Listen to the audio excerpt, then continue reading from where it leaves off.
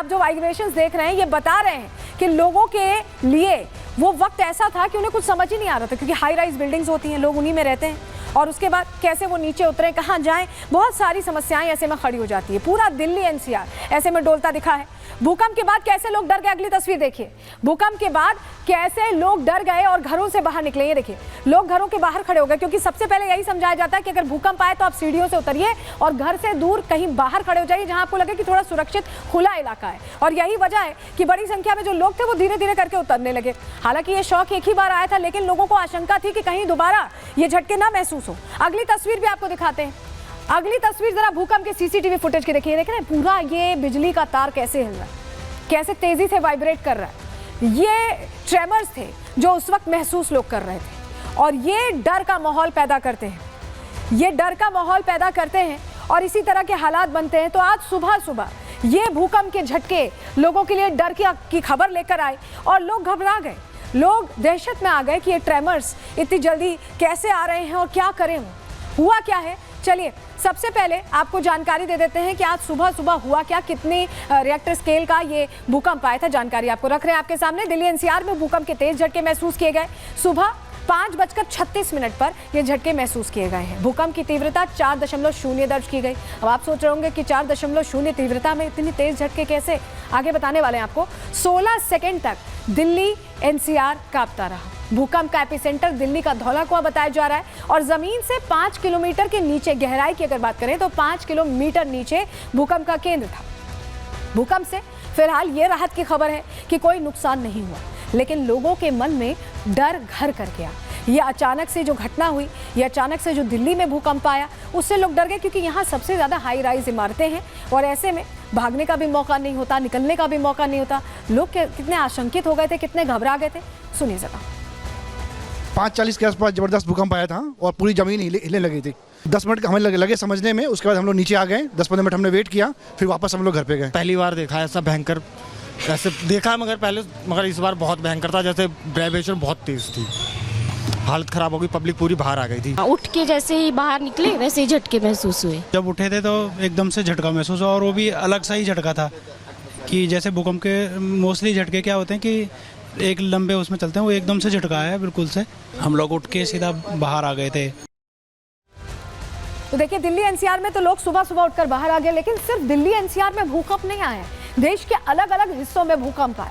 कब, कितने बजे, सब कुछ बताने जा रहे हैं आपको, जानकारी आपके सामने रख रहे हैं। चलिए सबसे पहले समझिए, उत्तर प्रदेश में 5:36 पर भूकंप आता है। मेरठ, गौतम बुद्ध नगर, गाजियाबाद, यहाँ पर ट्रेमर्स फील किए जाते हैं। इसके बाद हरियाणा की बात कर लेते हैं, सटा हुआ एनसीआर का ही थोड़ा एक्सटेंशन मान लीजिए। 5:36 पर यहाँ पे भी महसूस किए जाते हैं। सोनीपत, फरीदाबाद और गुरुग्राम में ये झटके महसूस किए जाते हैं। आगे बढ़ते हैं, सिवान में, बिहार में 8:02 पर भूकंप आता है और यहाँ पर सिवान में ट्रेमर्स फील किए जाते हैं। बताया जा रहा है एपिसेंटर सिवान ही था।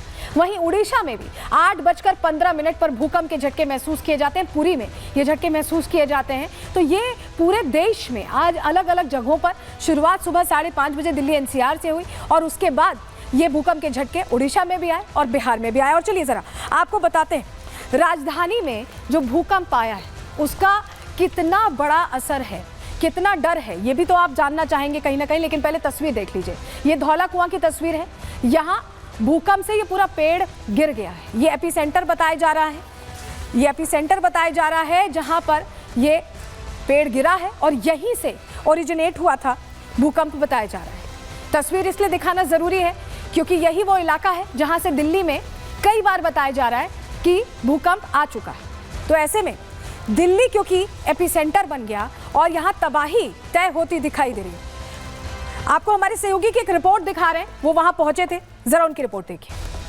दरख्त है हमारे पीछे, ये पेड़ एक झील पार्क है धौला कुआं में, और यहाँ पर जो आप तस्वीर देख रहे हैं ये एक पेड़ गिरा है। उम्र इसकी बताई जा रही है तकरीबन 15 से 20 साल, और 20 साल से ये पेड़ खड़ा था। लेकिन औषधीय गुणों की अगर बात करें तो ये जो पेड़ है वो अर्जुन का पेड़ है, जो अर्जुन की छाल इम्यून सिस्टम को बढ़ाने के लिए इसकी छाल का प्रयोग किया जाता है।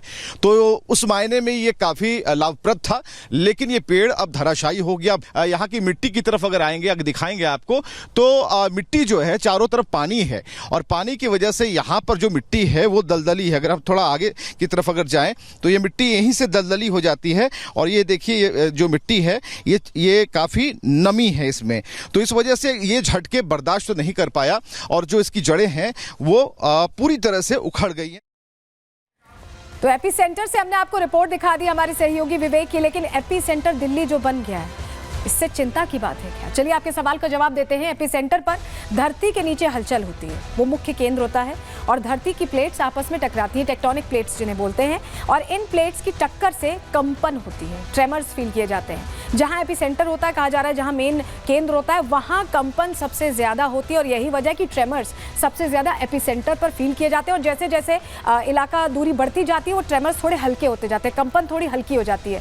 पहले पहाड़ी इलाके एपी सेंटर हुआ करते थे एक दौर में, लेकिन अब मैदानी इलाके एपी सेंटर बन गए हैं और दिल्ली के आसपास क्योंकि रहायशी इलाका है, ऊंची ऊंची इमारतें बनी हुई हैं और ऐसे में अगर तीव्रता बढ़ती है तो ये तबाही का इंडिकेशन हो सकता है, खतरा हो सकता है। लेकिन इसके अलावा भी कई सवाल है। जब आप देखते हैं कि भूकंप आया तो आपके मन में ये भी सवाल होगा कि ये जो गड़गड़ाहट की आवाज़ें आ रही थी, क्योंकि इस बार जो भूकंप आया, अगर आप दिल्ली एनसीआर में रहते, मैंने तो वो महसूस किया क्योंकि वो गड़गड़ाहट की आवाज़ आ रही थी। आवाज़ के साथ भूकंप क्यों आया, क्या वजह है? बहुत सारे सवाल इससे जुड़े आपके मन में होंगे भूकंप को लेकर। चलिए सारी जानकारी आपको जल्दी से दे रहे हैं। सवाल सबसे पहला, भूकंप के साथ तेज आवाज क्यों आई? ये आपके मन में होगा, मेरे मन में भी ये सवाल आया था। भूकंप के एपिसेंटर की गहराई कम थी, यानी दिल्ली में 5 किलोमीटर अंदर तक ही भूकंप आया था, यानी बहुत गहरा नहीं था। ऐसे में सतह तक इसको महसूस करना और ज्यादा कंपन महसूस हो रही थी। तरंगे हवा से टकराकर आवाज में बदल गई, वो कंपन तेजी से बढ़ गई, दूरी कम थी एपिसेंटर से और ऐसे में असर इसका आया। सवाल नंबर 2, भूकंप की तीव्रता कम, झटके तेज क्यों? क्योंकि 4 रिएक्टर स्केल पैमाने पर बताया जा रहा है, तो 4 रिएक्टर स्केल पर इतनी क्यों महसूस हुई आपको तीव्रता? ऊंची इमारतें, ऐसे में हिलने से झटके और तेज हो गए क्योंकि हाई राइज बिल्डिंग्स हैं, ऐसे में झटके तेज हुए। इसके अलावा दिल्ली की नरम मिट्टी भी एक वजह है और ऐसे में जो कंपन हो रही थी वो ऊपर तक जा रही थी। तीसरा सवाल क्या है कि दिल्ली एपी सेंटर आखिर क्यों बना? क्योंकि अभी तक तो पहाड़ी इलाकों में कहा जाता था भूकंप आता है, ये ज़मीनी इलाकों में, मैदानी इलाकों में क्यों हो रहा है? दिल्ली भूकंपीय क्षेत्र जो कहा जाता है सिस्मिक जोन्स होते हैं, उसमें सिस्मिक जोन 4 में आता है, यानी ये पहले से ही वो इलाका है जहाँ पर भूकंप आ सकते हैं। यहाँ पर भूकंप के झटके आते रहते हैं, ऐसा पहले ही साइंटिस्ट ने, वैज्ञानिकों ने कहा है।